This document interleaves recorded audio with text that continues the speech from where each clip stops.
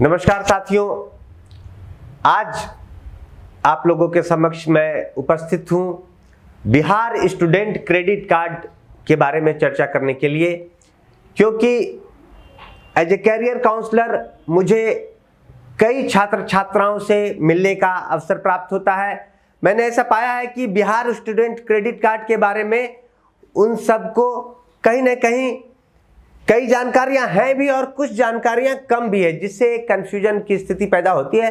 इसलिए मुझे लगा आज मैं इस वीडियो संदेश के माध्यम से बिहार स्टूडेंट क्रेडिट के बारे में आप सबों के सामने जो बातें हैं उन्हें रखूं, जिससे कि जो भ्रम है छात्र छात्राओं के बीच वो भी भ्रम ना रहे और चीजें बिल्कुल क्लियर रहे। तो बिहार स्टूडेंट क्रेडिट कार्ड क्या है? तो सबसे पहले तो ये समझ लीजिए, ये कोई वैसा कार्ड नहीं है, बल्कि ये बिहार स्टूडेंट क्रेडिट कार्ड एक सरकार की योजना है और उस योजना का नाम है Bihar student credit card. Bihar सरकार की एक ऐसी योजना है जिसके तहत उच्च शिक्षा को पढ़ने के लिए जाने वाले छात्र छात्राओं को 4 लाख तक की लोन राशि बिना किसी सिक्योरिटी डिपॉजिट के उपलब्ध कराई जाती है, आसान तरीकों से उपलब्ध कराई जाती है। सरकार ने इसके लिए सभी जिलों में अलग अलग सेंटर बनाकर रखा है, जिसे डीआरसी सेंटर के नाम से जाना जाता है। शॉर्ट में इसे डीआरसीसी सेंटर कहते हैं। हर जिले में यह सरकार का सेंटर है और हर जिले के छात्र अपने अपने जिले के सेंटर पर जाकर स्टूडेंट क्रेडिट कार्ड के लिए अप्लाई कर सकते हैं। मतलब एजुकेशन के लिए 4 लाख तक लोन पाने के लिए आवश्यक एप्लीकेशन का जो प्रोसेस है वह अपने अपने जिले के डीआरसी सेंटर से कंप्लीट कर सकते हैं। तो अब ये तो समझ लीजिए कि किस तरह से किस कोर्स को पढ़ने के लिए सरकार यह लोन दे रही है और किस तरीके से दे रही है। तो सबसे पहले तो किस कोर्स को पढ़ने के लिए दे रही है? जी हाँ, 10th के बाद पॉलिटेक्निक या होटल मैनेजमेंट या शिपिंग मैनेजमेंट, इस तरह के कोर्सेज को पढ़ने के लिए सरकार यह लोन दे रही है, एजुकेशन लोन। और 12th के बाद कई कोर्स जैसे B Tech, BBA, BCA, agriculture, hotel management, journalism, fashion design, इस तरह के 42 से ज्यादा कोर्स हैं, 42 कोर्स करीब हैं, जिसके लिए सरकार कोई बच्चा पढ़ने जाता है तो उसके लिए 4 लाख तक का लोन उपलब्ध कराती है और आसान किस्तों में उपलब्ध करा, आसान तरीकों से उपलब्ध कराती है। पहले जब यह सरकार की योजना नहीं थी तो बच्चे बैंक जाते थे लोन लेने के लिए और बैंक वाले बच्चों को बहुत दौड़ाते थे और लोन नहीं देते थे, बच्चे परेशान हो जाते थे।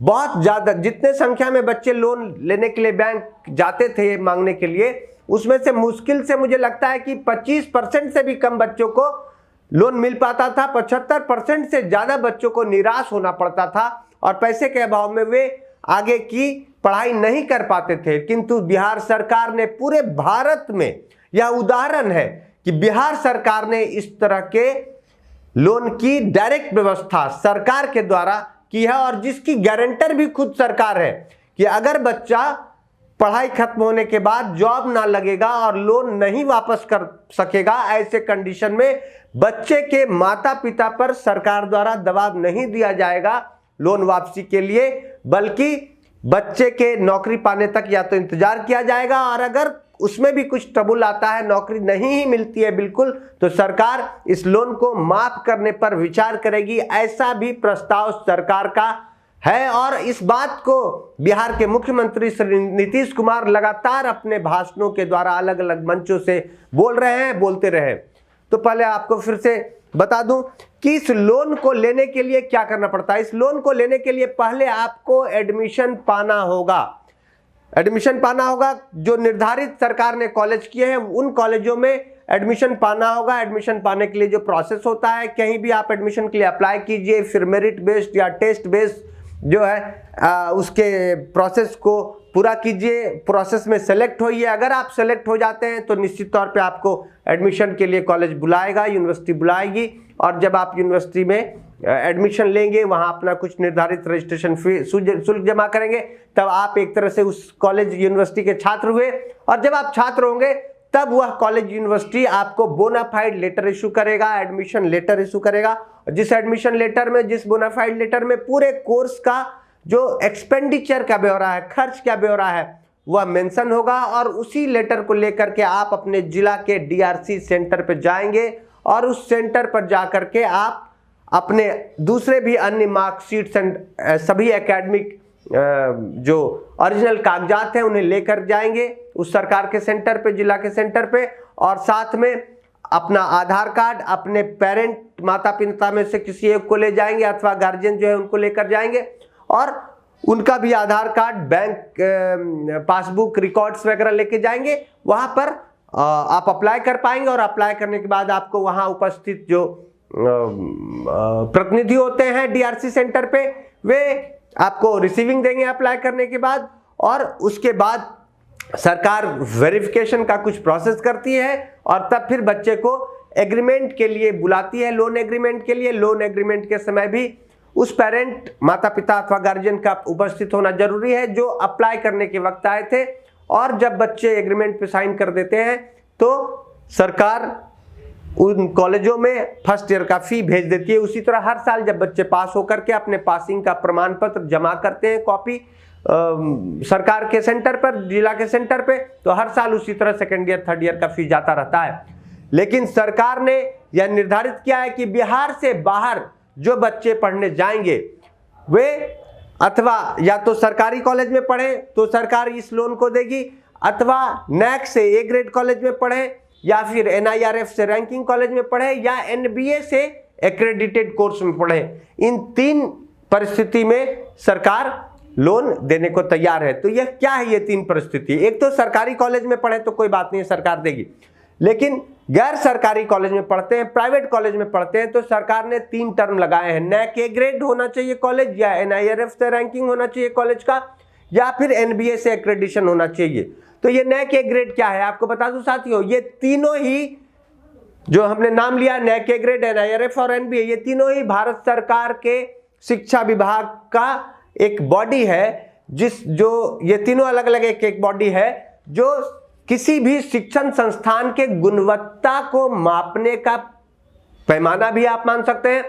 तो नैक से अगर किसी कॉलेज नैक ग्रेडिंग करती है, ए ग्रेड, बी ग्रेड कॉलेजों को, यूनिवर्सिटी को, आपने सुना होगा कि पिछले साल बिहार में नैक की टीम आई थी और पटना यूनिवर्सिटी को विजिट किया था, और पटना यूनिवर्सिटी को जब बी ग्रेड मिल गया, ए ग्रेड नहीं मिल पाया, तो बहुत सवाल उठे थे, विपक्ष ने भी सवाल उठाए थे सरकार पर कि पटना यूनिवर्सिटी जो बिहार का सबसे बड़ा यूनिवर्सिटी माना जाता है, उसको भी नैक से ए ग्रेड नहीं मिल पाता है, बी ग्रेड मिल जाता है। मतलब कमियां कई रही पटना यूनिवर्सिटी में, जिस कारण ए ग्रेड नहीं मिल पाया।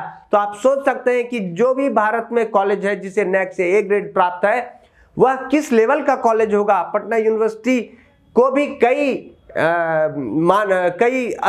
जगहों पर, कई स्तरों पर पटना यूनिवर्सिटी को से भी ऊपर के लेवल का कॉलेज होगा। तो नैक से ए ग्रेड जो कॉलेज होता है, नैक के ए ग्रेड का जहां मुहर लगा होता है, जिन कॉलेजों यूनिवर्सिटी पर निश्चित ही आप मान सकते हैं कि वह एक बड़े लेवल का कॉलेज है। इसमें सिर्फ प्लेसमेंट भी देखा जाता है, रिकॉर्ड, इसमें पढ़ाई का रिकॉर्ड देखा जाता है, इसमें जो टीचर्स पढ़ा रहे हैं, कितने रिसर्च स्कॉलर हैं, मतलब पीएचडी में हैं, और कई तरह की चीजें देखी जाती हैं। पुराना रिकॉर्ड 1 साल का नहीं, पुराना 10 साल 12 साल का रिकॉर्ड देखा जाता है, तब जाकर नैक का ग्रेड मिलता है किसी कॉलेज यूनिवर्सिटी को। नैक का ए ग्रेड मिलना किसी भी कॉलेज के लिए बड़ी बात है। और दूसरा, एनआईआरएफ रैंकिंग का कॉलेज हो तो एनआईआरएफ रैंकिंग क्या है? National institutional ranking frame. जी हाँ, पिछले 5 वर्षों के लमसम का समय है, 4-5 वर्षों से सरकार एनआईआर खुद से रैंकिंग कर रही है यूनिवर्सिटीज का, कॉलेजेस का, engineering college, pharmacy college, management college का। तो इसमें जो टॉप 100, टॉप 200 कॉलेजेस होते हैं, जिसमें सरकारी और प्राइवेट कॉलेज सभी सम्मिलित रूप से इस प्रतियोगिता में शामिल होते हैं और सभी सम्मिलित रूप से स्थान पाते हैं टॉप रैंकिंग्स में। तो इसमें जो प्राइवेट कॉलेज एनआईआरएफ रैंकिंग में है, उसके लिए बिहार सरकार बोलती है अगर आप उसमें पढ़ेंगे तो हम लोन देंगे। तीसरा, एनबीए एक्रेडिशन। ये नैक और एनआईआरएफ ये कॉलेज या यूनिवर्सिटी लेवल को मिलता है, स्तर पे मिलता है, लेकिन एनबीए जो है कोर्स लेवल पे मिलता है। सपोज किसी इंस्टीट्यूशन का ओवरऑल परफॉर्मेंस अच्छा नहीं है, लेकिन किसी 1 या 2 ब्रांच का, कंप्यूटर साइंस का, या किसी एमबीए का, किसी फार्मेसी का, किसी पॉलिटेक्निक का कोई ब्रांच बहुत अच्छा परफॉर्मेंस कर रहा है प्लेसमेंट में, पढ़ाई में, सब कुछ में, तो उसको एक्रेडिशन मिलता है कोर्स वाइज एनबीए का। तो सरकार कहती है अगर एनबीए से एक्रेडिटेड कोई कोर्स है और आप वहां पढ़ाई कर रहे हैं तो भी हम ये लोन देंगे। तो इस तीनों ही स्तर के कॉलेज में पढ़ने पर निश्चित ही प्लेसमेंट की संभावना बढ़ जाती है और इसी को देखते हुए शायद संभवतः सरकार ने ऐसा निर्णय लिया होगा। किंतु बिहार की अगर बात करें, बिहार में अगर बच्चे पढ़ेंगे तो सरकार ने ऐसे टर्म नहीं रखे हैं NAC A ग्रेड या NIRF या NBA का, क्योंकि बिहार में ऐसे कॉलेज ना के बराबर हैं। आप कहें तो प्राइवेट कॉलेज में एक भी कॉलेज NAC से A ग्रेड नहीं है, एक भी प्राइवेट कॉलेज NIRF रैंकिंग में नहीं है। यह हकीकत है। निश्चित ही हम पिछड़े हैं इस मामले में, लेकिन हमारे छात्र छात्रा विभिन्न राज्यों से पढ़कर आगे बढ़ रहे हैं और बढ़ते रहेंगे। बिहार सरकार की का यह जो यूनिक यह योजना जो है, जिसके कारण आज गरीब बच्चा हो भी पढ़ पा रहा है। ऐसे तो यह योजना सभी जाति, सभी धर्म, सभी वर्ग के बच्चे इस योजना का लाभ उठा सकते हैं। जो किसी भी जिनके पिता साल में 1 लाख कमा रहे हैं वो भी इस योजना का लाभ ले सकते हैं, जिसके पिता साल में 10 लाख कमा रहे हैं उसमें भी इस योजना का लाभ ले सकते हैं। सभी आय वर्ग के लोग इस योजना का लाभ ले सकते हैं। शर्त यह है कि लड़का बिहार का होना चाहिए, बिहारी होना चाहिए।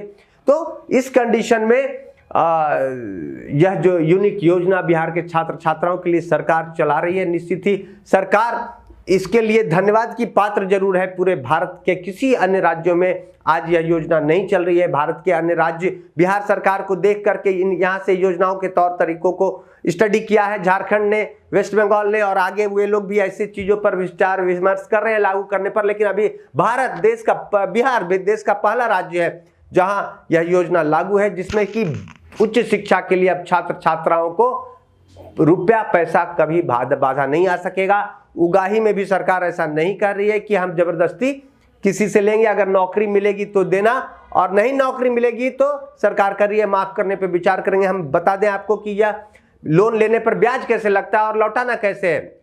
तो सरकार का यह नियम है कि इस लोन लेने के बाद पढ़ाई के दौरान किसी तरह का ब्याज नहीं लगता है। पढ़ाई के बाद भी एक पीरियड खत्म होने के बाद या नौकरी मिलने के बाद कहिए तो 4% सालाना ब्याज, साधारण सालाना ब्याज लड़कों को लगता है और लड़कियों को 1% साधारण सालाना ब्याज।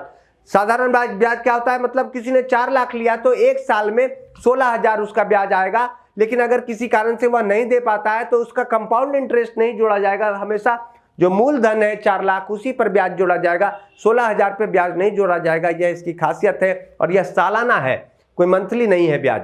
दूसरी बात कि लड़कियों के लिए मात्र 1%, मतलब 4 लाख अगर लड़की ने लिया तो 1% मतलब 4,000 एक साल का ब्याज होगा। वह भी सरकार बोल रही है कि पढ़ाई खत्म होने के भी 1 साल करीब बाद यह ब्याज लगना शुरू होगा और पढ़ाई या नौकरी लगने के बाद यह 6 महीना बाद यह ब्याज लगना शुरू होगा।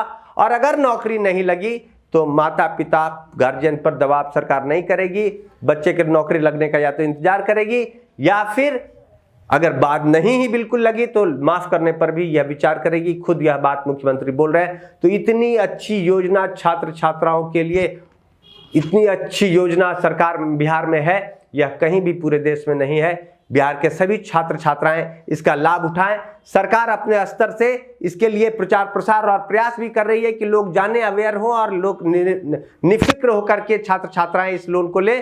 और मैं भी एक बिहार का नागरिक होने के नाते, समाज सेवी होने के नाते यह आज इस रिकॉर्डिंग को करके आप सबों के समक्ष प्रस्तुत करना चाहता हूं कि इसका लाभ अधिक से अधिक छात्र छात्राएं लें। बहुत बहुत धन्यवाद, बहुत बहुत आप सबका आभार।